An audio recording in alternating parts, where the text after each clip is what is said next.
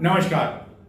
चित्तौड़ दर्शन में आज कई महत्वपूर्ण खबरें हैं, इसलिए शुरू से लेकर अंत तक आप देखेंगे चित्तौड़ दर्शन तो आपको पता चलेगा कि आज का दिन चित्तौड़गढ़ में किस तरह का रहा।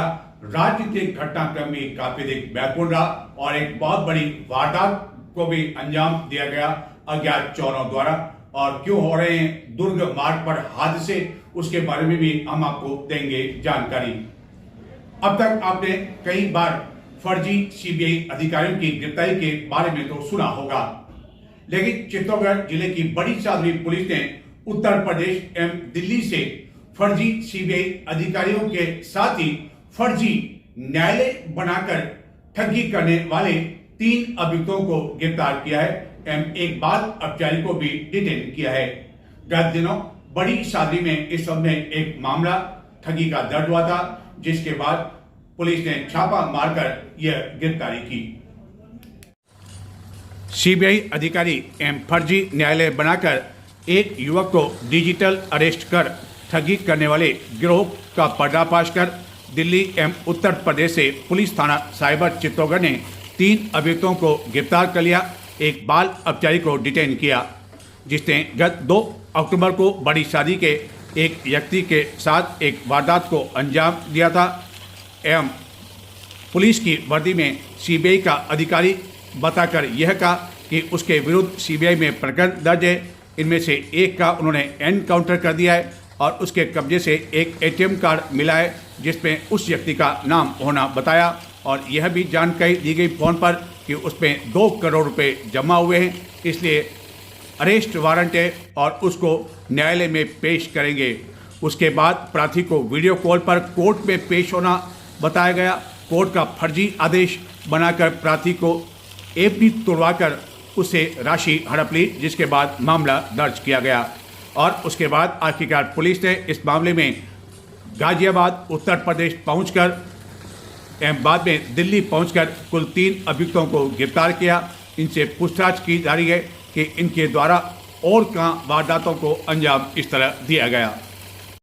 चित्तौड़गढ़ नगर के निम्बाड़ा मार्ग पर न्यायालय के सामने स्थित विद्युत नगर और इसी विद्युत नगर में स्थित एक अधिवक्ता के सुने मकान से शुक्रवार रात्रि को अज्ञात चोर लाखों रुपए के जेवरात एवं नकदी ले उड़े, जिसमें लगभग आधा किलो सोने के जेवरात शामिल है एवं 15 लाख रुपए की नकदी भी शामिल है।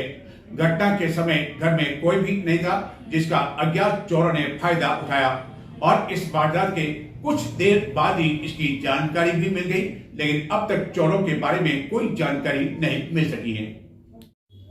यह है चित्तौड़गढ़ में निम्बाड़ा मार्ग पर न्यायालय के सामने स्थित विद्युत नगर और इसी विद्युत नगर कॉलोनी में निवास किया करते हैं एक एडवोकेट विजय जैन, जो कि गत कुछ दिनों से बीमार होने की वजह से उदयपुर स्थित एक चिकित्सालय में भर्ती है एवं उनकी देखभाल के लिए परिवार के सभी सदस्य उनके साथ उदयपुर गए हुए हैं एवं इसी सुने मकान में शुक्रवार रात्रि को अज्ञात चोर मकान का ताला तोड़कर अंदर प्रवेश कर गए।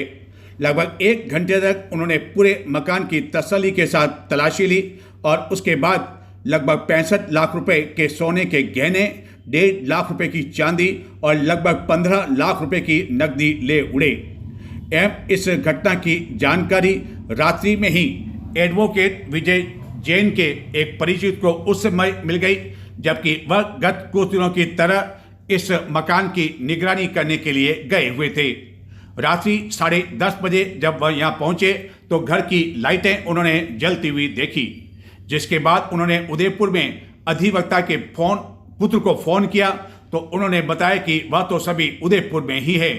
जिसके बाद उन्होंने कुछ शंका हुई और पास में जाकर देखा तो मकान का ताला टूटा होने पर पड़ोसी को उन्होंने उठाया और लाठी लेकर आने को कहा और जिसके बाद पता चला कि इस घर में वारदात हो गई है एवं जिसके बाद रात्रि में ही उदयपुर से अधिवक्ता के परिवार के सदस्य चित्तौड़गढ़ पहुंचे।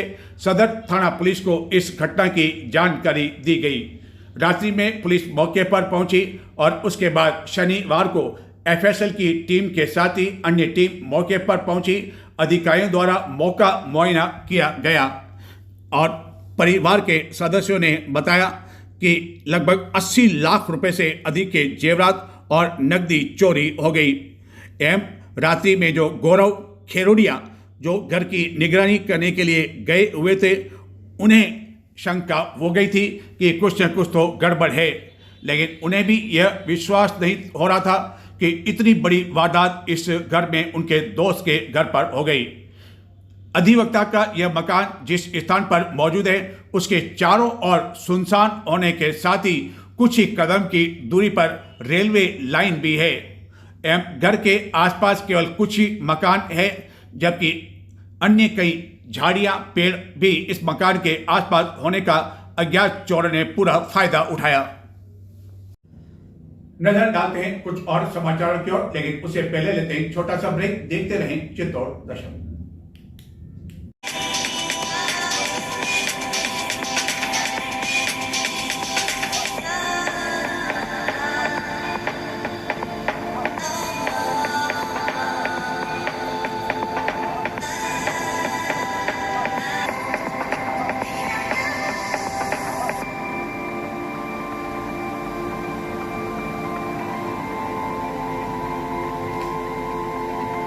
नवरात्रि से पहले चित्तौड़ दुर्ग मार्ग की क्या हालत थी, हमने कई बार चित्तौड़ दर्शन पर यह खबर प्रमुखता से दिखाई।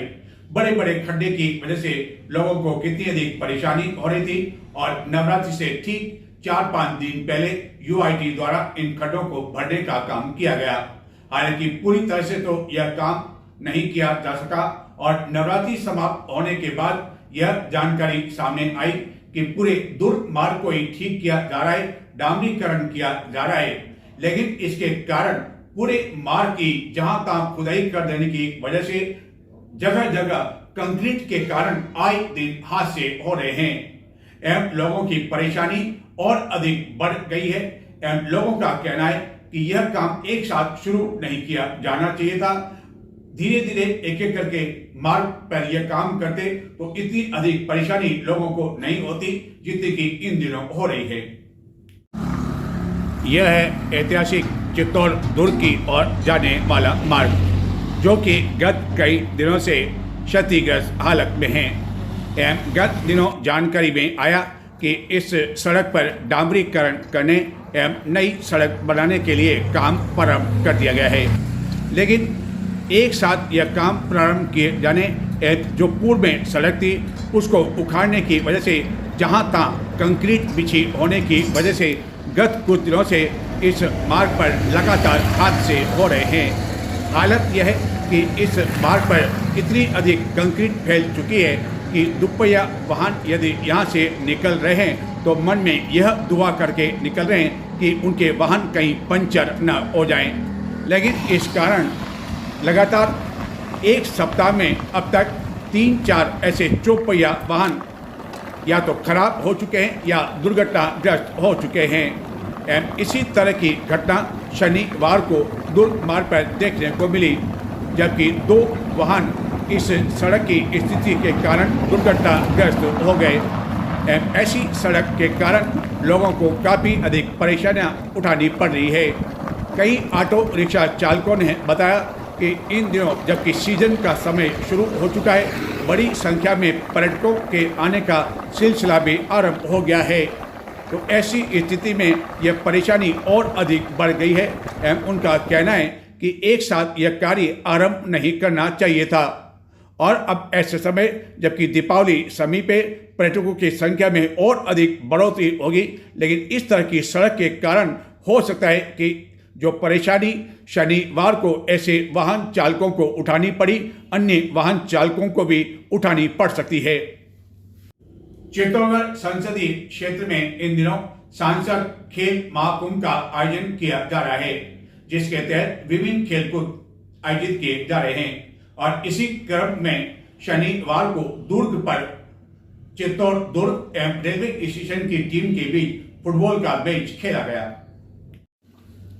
सांसद खेल महाकुंभ के तहत इन दिनों चित्तौड़गढ़ संसदीय क्षेत्र में विभिन्न स्थानों पर विभिन्न खेलकूद प्रतियोगिता का आयोजन किया जा रहा है, जिसमें बड़ी संख्या में खिलाड़ी बढ़ चढ़कर भाग ले रहे हैं इस महाकुंभ का उद्देश्य यह है कि खेलों को जहां बढ़ावा मिल सके वहीं ग्रामीण क्षेत्र के जो खिलाड़ी हैं वह भी आगे निखर कर आ सकें।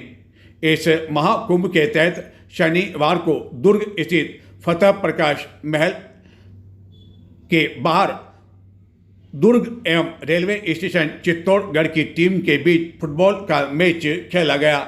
इस मैच को देखने के लिए जहां दुर्ग निवासी मौजूद थे वहीं बाहर से दुर्ग भ्रमण करने के लिए आए कई पर्यटकों ने भी कुछ देर तक रुककर इस मैच का आनंद लिया।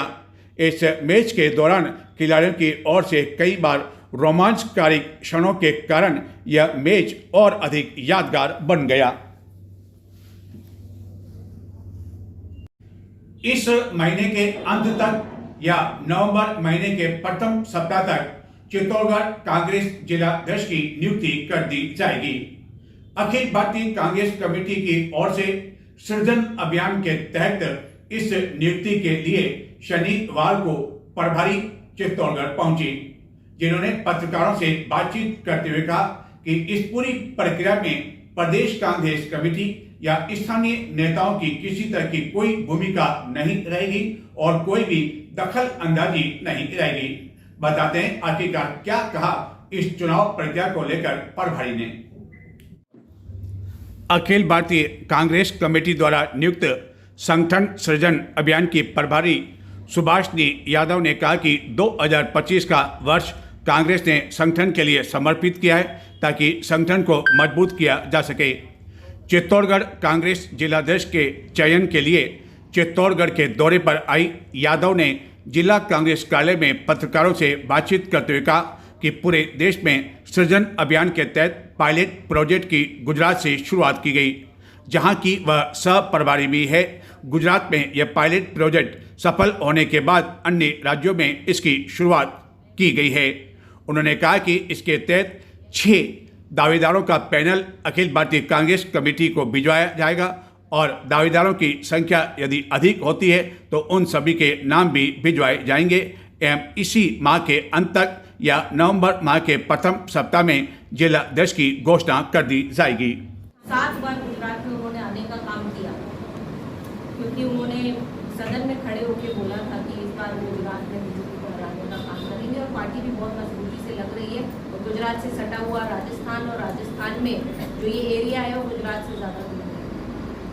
नेता जिला अध्यक्ष के पद पे आए, इस पद को छोटा नहीं समझे, इस पद को ये नहीं समझे कि जिला के अध्यक्ष बन के उनकी कुछ हम उनको सीमित कर देंगे, ऐसा कुछ नहीं। हम तो चाहते हैं अगर कोई यहाँ पर मिनिस्टर, एक्स मिनिस्टर रहा हो, MP रहा हो या कोई भी एक्स MLA रहा हो या प्रेजेंट में भी MLA अगर वो चाहते हैं अपनी दावेदारी करना तो करें, क्योंकि हमें संगठन को मजबूत करना है और अगर जनता से ऐसी आवाज़ उठती है तो हम उनको मौका देने का काम। तब हम लोगों को 20 तारीख तक की डेडलाइन दी है, तब अपनी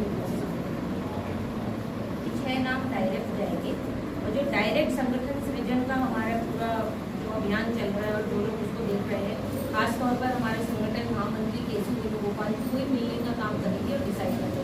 PCC का या स्थानीय नेताओं को कोई इसमें रोल नहीं। कांग्रेस पार्टी हमेशा सच्चाई और ईमानदार लोगों के साथ, जैसे हमारे पार्टी के कार्यकर्ता भी सच्ची निष्ठा और ईमानदारी रहे। और एडवर्स सिचुएशन में जब मैं यहाँ पे एज ए पर्यवेक्षक आई हूँ, हर चीज़ की देखी जाएगी। भाई अगर कोई पर्टिकुलर आदमी, आजकल तो क्या है, सड़क पे कुछ एक माइक पकड़ के बोलने पे भी केस हो जाता है, FIR हो जाता है, तो वो मायने नहीं रखता, पर जो अपराध की जो कार्रवाई होगी उस तरीके से वो सब कुछ देखते हुए हम चाहेंगे कि सशक्त और साफ सरकार।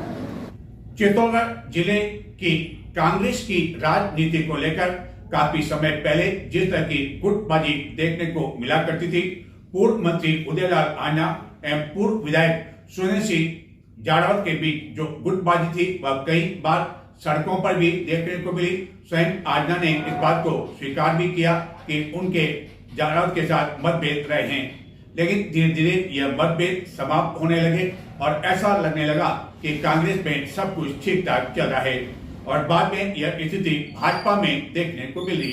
हालांकि अब कहा यह जा रहा है कि भाजपा में भी सब कुछ ठीक ठाक चल रहा है और जिनमें दूरियां थी वह अब साथ साथ विभिन्न स्तरों पर दिखाई देने लगे हैं। ऐसा लगता है कि आगामी पंचायत एवं निकाय चुनाव को लेकर यह साथ साथ की स्थिति देखने को मिल रही है। लेकिन जब पंचायत चुनाव होंगे, निकाय चुनाव होंगे और यूआईटी के अध्यक्ष पद के लिए नियुक्ति होगी तो यह साथ साथ कितना अधिक साथ साथ देख पाएंगे, इसको तो आने वाले समय में ही पता चल पाएगा। लेकिन कांग्रेस की जो गुटबाजी थी, ऐसा लगा कि समाप्त हो चुकी है। लेकिन कांग्रेस जिलाध्यक्ष के लिए चयन के लिए जो प्रक्रिया, उसके लिए शनिवार को जो बैठक आयोजित की गई और पूर्व मंत्री उदयलाल आंजना ने जिस तरह शब्दों के तीखे बाण इस बैठक में छोड़े, उसे लगा कि उनके मन में अभी भी कहीं न कहीं कोई टीस है। हालांकि सीधे तौर पर किसी का नाम लिए बिना उन्होंने यह शब्दों के तीखे बाण छोड़े। बताते हैं आखिरकार इस बैठक में जिलाध्यक्ष को लेकर किसने क्या अपनी भावना व्यक्त की, कौन किसका जिलाध्यक्ष बनाना चाहता है, कौन किसका समर्थन कर रहा है, यह भी इस बैठक में देखने को मिला। चित्तौड़गढ़ जिले की कांग्रेस की राजनीति को लेकर अब तक यह माना जा रहा था कि जिले के बड़े नेताओं में जो गुटबाजी किसी समय देखने को मिला करती थी, वह समाप्त हो चुकी है। लेकिन सृजन अभियान के तहत कांग्रेस जिला अध्यक्ष का चयन करने के लिए जिला प्रभारी की मौजूदगी में जिला कांग्रेस कार्यालय में कांग्रेस के कार्यकर्ताओं एवं नेताओं की आयोजित बैठक के दौरान बड़े नेताओं के जिस तरह शब्दों के तीखे बाण छोड़े गए, उसे ऐसा लगा कि कांग्रेस के बड़े नेताओं में अब भी मन में कहीं न कहीं किसी तरह का कोई गुब्बार है। हालांकि इस दौरान बड़े नेताओं ने सीधे तौर पर तो किसी का नाम लिए बिना यह बाण नहीं छोड़े, लेकिन पूर्व मंत्री एवं प्रदेश कांग्रेस कमेटी अनुशासन समिति के अध्यक्ष उदयलाल आंजना ने यह कहते हुए कई चर्चाओं को जन्म दे दिया कि पहले लोगों का किस तरह का शोषण किया गया वह सभी को पता है और उसी कारण पार्टी आज इस स्थिति में पहुंच चुकी है। लेकिन किसी सीनियर नेता, अगर इतने बड़े सीनियर नेता अगर जिलाध्यक्ष चुनने के लिए आ रहे हैं तो कांग्रेस का जिलाध्यक्ष भी सीनियर होना चाहिए। और अगर एक सीनियर नेता कांग्रेस का जिलाध्यक्ष बनेगा तो निश्चित रूप से कांग्रेस पार्टी मजबूत होगी और सबको एक डोर में पिरोने का काम करेंगे। और जब माड़ा में एक डोर में सारे मोती पिर दोगे तो फिर माड़ा स्वागत में बड़ी अच्छी काम आएगी। और जिला कांग्रेस के आने वाले समय में पहले भी 5 सीटें हुआ करती थी और अब भी जीतने का मौका मिलेगा। पहले उदयलाल जी आंजना साहब कांग्रेस पार्टी के जिलाध्यक्ष हुआ करते थे, उस समय भी सीटें आई और पूरा जिला एक तरह से बहुत मजबूत हुआ करता था। वैसे मैडम मैं आपको बताना चाहता हूँ, चित्तौड़गढ़ जिला हमेशा सांसद के तौर पे यहाँ पे बीजेपी जीतती है। 1952 में भी जनसिंह का कैंडिडेट यहाँ जीता, जबकि 1947 में कांग्रेस आजाद हुई थी। सरस डेयरी के पूर्व चेयरमैन बदीलाल जाट ने इस दौरान पूर्व मंत्री उदयलाल आंजना को पुनः कांग्रेस जिला अध्यक्ष के पद पर नियुक्त किए जाने का समर्थन किया। कई समय बाद बैठक में शामिल हुए। कांग्रेस की इस तरह की बैठक में बेगू के पूर्व विधायक राजेंद्र सिंह ने क्या जातिवाद का पूरा समीकरण सेट नहीं करेंगे, दलित और पिछड़ों को आगे नहीं बढ़ाएंगे, एसटी एससी को आगे नहीं बढ़ाएंगे, तब तक संगठन की मूल ताकत नहीं होगी। क्योंकि सबसे ज्यादा वोट नहीं पाएगा। और जो व्यक्ति जो कोई चाहे भिखुरी हो, चाहे उदयलाल जी हो, चाहे सुरेंद्र जाड़ावती हो, उदय जी हो, चाहे प्रकाश जी हो, चाहे अपने जगपुरा जी हो, एक कांग्रेस के सदर का काम करवाने का है। मेरी तो एक विनती है कि अगर दलित पिछड़ा और ट्राइबल का आदमी मिलेगा क्यों नहीं करना चाहिए? बार बार वही हर जाति का आदमी रह चुका है। जिस जाति का आदमी नहीं रहा हो वो दोबारा अपने अध्यक्ष बने। और हम चाहते हैं कि हमारे जिले का अध्यक्ष कोई शेड्यूल कास्ट का ट्राइबल का आदमी बनना चाहिए। एक नारा लगता था काशीनाथ जी का यूपी के अंदर, जिसकी जितनी संख्या भारी उतनी उसकी भागीदारी। जब तक ये कांग्रेस नहीं चलेगा तब तक ये कांग्रेस नीचे तक उठेगी नहीं। और संसद सर्जन का काम राहुल जी का काम है। कोई नौजवान बने, कोई बुढ़ा बने, कोई वो बने, लेकिन जो हमारी बहन सुहासिनी जी ने बोला है कि जो 4 साल से कांग्रेस में नहीं थे उनको आगे जो पद दिए जाते हैं उनको चटनी आपको राहुल जी के बात को करना है। कभी राहुल जी तो ये लोग अपने पेपर निकालेंगे पॉकेट से और कांग्रेस को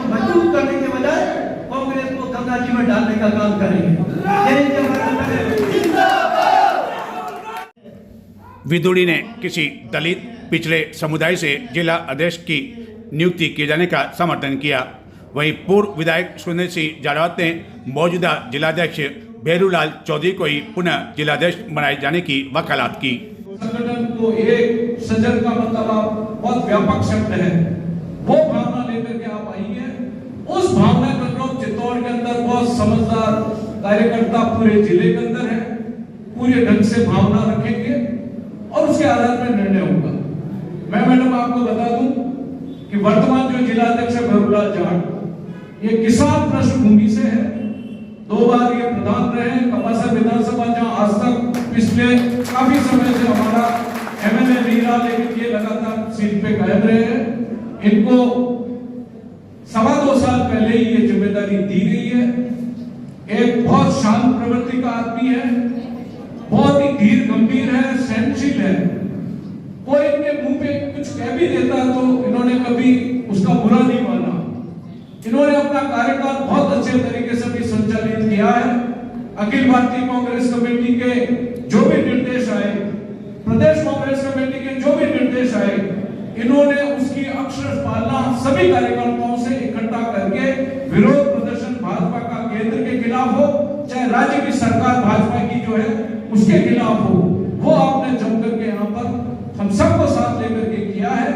एक अच्छा व्यक्ति है, समय भी इनको कम मिला है, 5 साल का समय होता है अध्यक्ष का, लेकिन 2.25 साल में ही वापस ये नया अभियान हमारा राहुल जी का जो ड्रीम प्रोजेक्ट है वो पूरे देश में शुरू हो चुका है। इस बैठक में सबसे अधिक चर्चा में रहा पूर्व मंत्री उदयलाल आंजना का संबोधन। उन्होंने स्पष्ट किया कि वह जिलाध्यक्ष की दौड़ में शामिल नहीं है, लेकिन उन्होंने यह भी कह दिया कि जिस तरह उन्हें गत लोकसभा चुनाव में चित्तौड़गढ़ लोकसभा सीट से चुनाव लड़ने का आदेश कांग्रेस नेताओं द्वारा दिया गया, इस तरह का आदेश यदि जिला अध्यक्ष पद के लिए दिया जाता है तो वो पीछे भी नहीं हटेंगे। लेकिन उन्होंने कहा कि जिलाध्यक्ष पर ऐसे व्यक्ति का चुनाव किया जाए जो कि न्याय प्रिय करने वाला हो और उसको आगे आने देंगे। लेकिन इस दौरान उन्होंने 2 टूक शब्दों में यह भी कह दिया कि अन्याय करने वालों को किसी भी कीमत पर इस पद पर आने नहीं देंगे। उन्होंने किसी का नाम लिए बिना कहा कि लोगों का किस तरह पूर्व में शोषण किया गया वह सभी को पता है, इस कारण पार्टी की यह स्थिति है। उन्होंने प्रभारी से बारीक जानकारी लेकर मूल्यांकन करने को कहा। आखिरकार पूर्व मंत्री उदयलाल आंजना का इशारा किस ओर था, इसको लेकर फिर से चर्चाएं छिड़ गई है। बताते हैं क्या कहा उन्होंने। सुलझी हुई खबर हमें मिली है तो सिविल सोसाइटी से लेकर पार्टी के कार्यकर्ताओं से हर ग्राउंड पर जाकर के पूछेगी, जैसी राय की बनेगी वो राय भेज दी जाएगी और राहुल जी अच्छा निर्णय करेंगे। आज किसी पद की आवश्यकता नहीं है, पार्टी के लिए समर्पित होकर काम करने की आवश्यकता है। जब हम पद तो कोई भी व्यक्ति हो उसके बाद भी पार्टी के लिए काम करेंगे तो करेंगे, इसके कोई दो राय नहीं। और वैसे मैंने कोई आवेदन करने नहीं जा रहा हूँ किसी को। भाई बद्री जी ने मेरा नाम दिया, ये इनकी मंशा हो सकती है, लेकिन मैं आवेदन नहीं कर रहा हूँ, किसी को चिंतित होने की आवश्यकता नहीं है। और अगर राहुल जी ने आदेश दिया था कि आपको लोकसभा चुनाव लड़ना पड़ेगा, कोई आदेश आ जाएगा तो काम करने से पीछे भी नहीं रहूंगा, इससे कोई नहीं। लेकिन आवेदन नहीं कर रहा हूँ, आप मन से काम करें। जो कोई भी मेरा भाई चित्तौड़ जिले का बनेगा उसके लिए जी जान लगा लूंगा, तन मन धन से उसके साथ रहूंगा, लेकिन न्याय प्रिय लोगों को आगे आने दूंगा, बाकी अन्याय करने वाले लोगों को किसी कीमत में नहीं आने दूंगा। आप लोगों ने देखा होगा यहाँ के हालात चित्तौड़ जिले की किस प्रकार की है, किस प्रकार से लोगों का शोषण हुआ है, किस कारण से चित्तौड़ जिला गर्त में गया, चित्तौड़ जिला गर्त में नहीं जा सकता। जब 5 सीटें आती थी, जहाँ एक भी नहीं आता, थोड़ा बहुत कम मार्जिन से मैं भी आ रहा हूँ। और संगठन अगर मजबूत होता तो 2008 में भी जब सब हारे थे उस समय भी अशोक जी गहलोत मुख्यमंत्री थे, उनको भी, और गुरुदास कामत जनरल सेक्रेटरी थे, राहुल जी गांधी चित्तौड़ में आए थे, यहाँ मीटिंग हुई थी। जितनी खरी बात हमारे उस समय जिला अध्यक्ष शिवदयाल शर्मा ने कही थी वैसे कोई कह नहीं सकता। और अगर सरकार ढंग से काम कर रहे तो चित्तौड़ जिले में कांग्रेस कहीं कमजोर नहीं है। आयातित लोग किसी कीमत पे इस जिले का भला नहीं कर सकते, इसमें कोई दो राय नहीं। इसलिए आप ये संदेश निश्चित रहे, जिस किसी भाई को कमान मिलेगी उदयलाल आजला तन मन धन से उसके साथ रहेगा। मैं पुनः सुभाष जी का स्वागत करता हूँ। आप बारीकी से बारीकी स्टडी करें और एक एक गांव में जितना समय एक दिन और लगे तो लगे, आम आदमी से राय लेकर स्पष्ट राय है। आज राहुल जी के देश की पड़ी है, कांग्रेस की पड़ी है, कांग्रेस की तो पार्टी है, लेकिन देश की चिंता है तो केवल राहुल गांधी की है। ये राष्ट्रवादी पार्टियां जो राज कर रही है उनका कोई जन आधार नहीं है। प्रधानमंत्री बनने के लिए तो सभी पार्टियों के नेता दौड़ रहे हैं, लेकिन अगर मोदी की आंख में आंख डाल के कोई देखने वाला व्यक्ति है तो केवल राहुल गांधी है, इसके अलावा कोई नहीं है। और जब तक राहुल गांधी के हाथ मजबूत नहीं होंगे, जब तक हमारा निर्वाचित होकर जीतना भी कोई मतलब नहीं निकलता।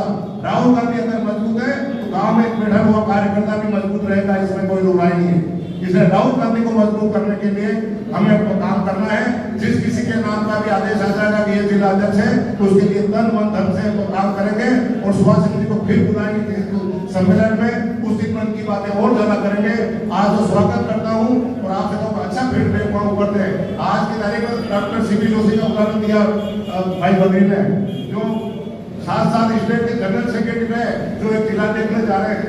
दिग्विजय सिंह का जयवर्धन सिंह जो प्रदेश का कार्यकारी अध्यक्ष था, प्रदेश अध्यक्ष की दौड़ में था, उसको एक जिले का बागपुर समाज की गुना की वह गुना में काम कर रहे हैं। तो हर आदमी समर्पित होकर काम करने के लिए तैयार बैठा है। और राहुल गांधी के लिए चाहे वो कोई कितना बड़ा हो, कोई छोटा, मैं तो बहुत छोटा नेता हूँ। अब क्या जिला अध्यक्ष की बात करूँ, 10 साल तक लगातार निर्विरोध जिला अध्यक्ष रहा हूँ, जब चित्तौड़गढ़ और प्रतापगढ़ जिला एक था, इसलिए मजबूती से काम किया। और अभी भी आदेश दिया था राहुल जी ने कि लोकसभा चुनाव में हारा हुआ था, मना कर सकता था, लेकिन उन्होंने लड़ना है तो पार्टी हित में यहाँ भी लड़ा। और जब झालोर भी कह दिया कि आपको झालोर चुनाव लोकसभा का लड़ना जाना है तो 14 में झालोर भी गया हूँ। तो पार्टी के